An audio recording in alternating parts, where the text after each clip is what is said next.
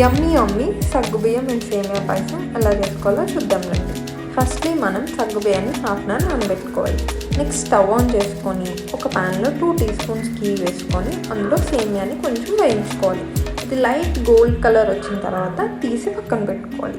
అదే ప్యాన్లో ఇంకొంచెం గీ యాడ్ చేసుకొని డ్రై ఫ్రూట్స్ని వేయించుకోవాలి.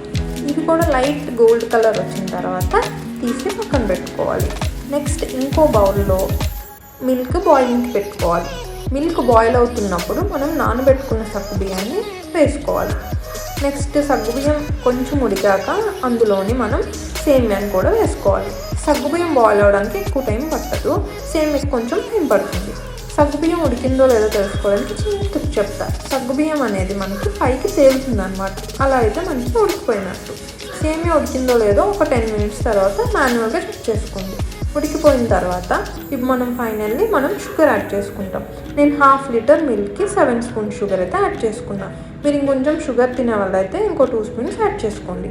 ఫైనల్లీ వేయించుకున్న డ్రై ఫ్రూట్స్ అండ్ ఘీ వేసుకుంటే టేస్టీ పాయసం రెడీ అయిపోయింది. Follow for more.